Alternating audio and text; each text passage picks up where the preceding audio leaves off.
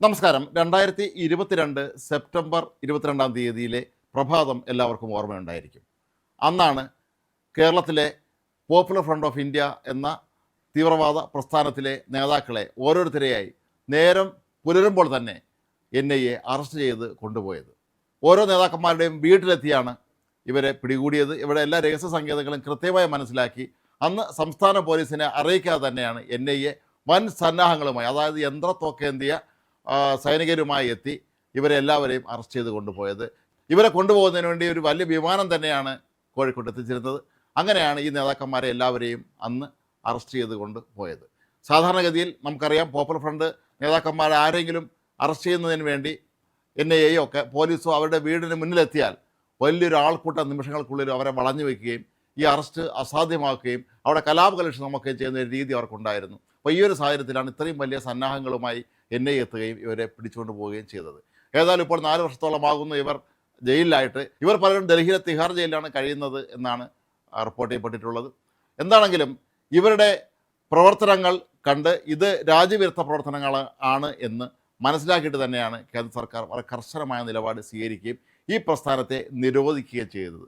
ഇന്ന് popular front of India എന്ന് പറയുന്നത് ഒരു നിരോധിത സംഘടനയാണ് നമ്മുടെ രാജ്യത്ത്. രാജ്യത്തിനെതിരെ യുദ്ധം ചെയ്യാൻ ഗൂഢാലോചന നടത്തി, അതുപോലെ രാജ്യത്ത് തീവ്രവാദ പ്രവർത്തനങ്ങൾ നടത്തുന്നതിന് വേണ്ടി ആയുധ സംഭരണം നടത്തി, പണം ശേഖരിച്ചു തുടങ്ങിയ ഒരുപാട് കുറ്റങ്ങളാണ് ഇവരുടെ മേൽ ചുമത്തിയിട്ടുള്ളത്. ഇവരുടെ പ്രമുഖരായ നേതാക്കൾ അന്ന് ജയിലായവരൊക്കെ തന്നെ ഇപ്പോഴും ജയിലുകളിൽ തന്നെ തുടരുകയാണ്. കേരളത്തിലങ്ങ് വ്യാപകമായി തീവ്രവാദ പ്രവർത്തനങ്ങൾ നടത്താനുള്ള ഒരു നീക്കമാണ് അന്ന് കേന്ദ്ര സർക്കാർ ഇതിലൂടെ പൊളിച്ചത്. എന്നാൽ ജയിലിൽ കിടന്നുകൊണ്ട് തന്നെ ഇതിൻ്റെ നേതാക്കന്മാർ പലരും ഇപ്പോഴും ജാമ്യത്തിനായി ശ്രമിക്കുന്നുണ്ട്. ഏറ്റവും ഒടുവിലായി പോപ്പുലർ ഫ്രണ്ട് ഓഫ് ഇന്ത്യയുടെ സ്ഥാപക ചെയർമാനായ അബൂബക്കർ 3-ാം തവണയും സമർപ്പിച്ച ജാമ്യാപേക്ഷ കഴിഞ്ഞ ദിവസം ഡൽഹിയിലെ NIA കോടതി തള്ളിക്കളയുകയായിരുന്നു. ആരോഗ്യ പ്രശ്നങ്ങളും അതിൽ UAPA നിയമത്തിലുണ്ടായ കാലോചിതമായ മാറ്റങ്ങളുമൊക്കെ ചൂണ്ടിക്കാട്ടിയാണ് അബൂബക്കറിന് വേണ്ടി അഭിഭാഷകൻ കോടതിയിൽ വാദിച്ചത്. പക്ഷേ കോടതിയാകട്ടെ കൃത്യമായി കാര്യങ്ങൾ വിലയിരുത്തിയതിന് ശേഷമാണ് ഇയാൾക്ക് ജാമ്യം നിഷേധിച്ചിട്ടുള്ളത്.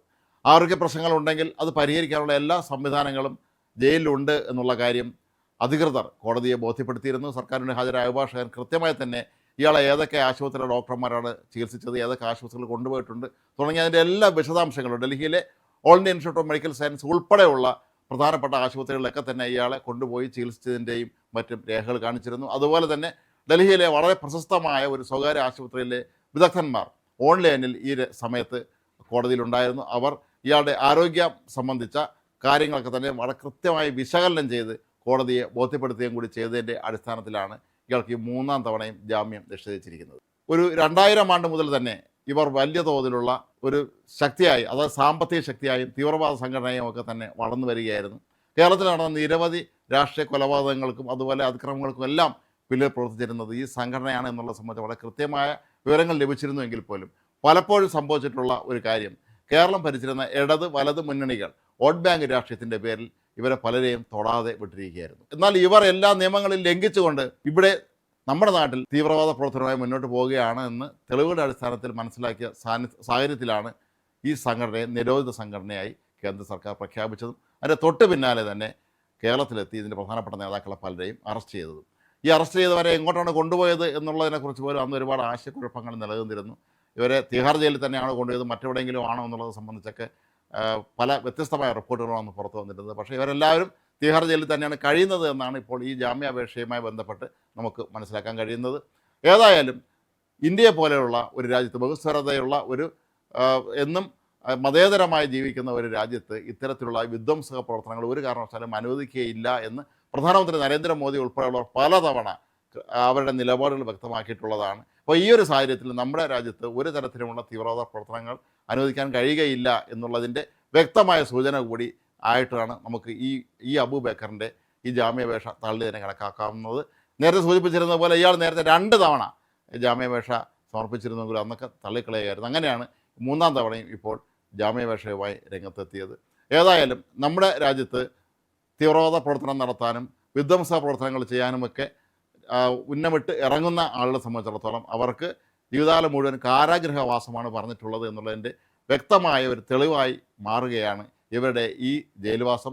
പോപ്പുലർ ഫ്രണ്ട് ഓഫ് ഇന്ത്യയുടെ നേതാക്കന്മാരെല്ലാവരും അന്ന് ഒന്നൊന്നായി പിടിച്ച് ജയിലിട്ട സമയത്ത് അതിനെതിരെ പ്രതിഷേധിക്കാൻ പോലും ഇവിടെ ആളില്ലാത്തൊരവസ്ഥയിലേക്ക് ഈ സംഘടന എത്തി എന്ന് പറയുമ്പോൾ അവർ എത്രമാത്രം ദുർബലരായിരിക്കുന്നു എന്ന് മനസ്സിലാക്കാം.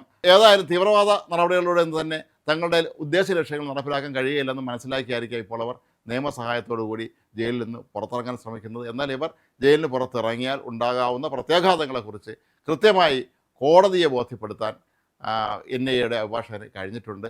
അതുകൊണ്ട് തന്നെയാണ് ഇയാൾ ഇനിയുള്ള സമയവും അത് ഉള്ളവരൊക്കെ തന്നെ ഇനിയുള്ള സമയം തിഹാർ ജയിലിൽ കഴിച്ചു കൂട്ടിയാൽ മതി എന്നിപ്പോൾ കോടതി ഉത്തരവിട്ടിരിക്കുന്നത്. ഏതായാലും ഇതിൻ്റെ വിചാരണ വലിയ താമസിയാതെ പൂർത്തിയാകുമെന്ന് ഇവർക്ക് ശിക്ഷ ലഭിക്കും എന്ന് തന്നെയാണ് കോടതിയിൽ നിന്ന് നമുക്ക് വ്യക്തമാക്കാൻ കഴിയുന്നത്. കേരളം പോലെയുള്ള ഒരു സംസ്ഥാനത്ത് പോലും അവിടെ വർഗീയ വിഷം കുത്തിവയ്ക്കാൻ ശ്രമം നടത്തുന്ന തീവ്രവാദ സംഘടനകൾക്കുള്ള ശക്തമായ മുന്നറിയിപ്പായിട്ട് തന്നെ വേണം നമുക്ക് ഈ ഒരു കോടതി ഉത്തരവിനെയും കണക്കാക്കാൻ.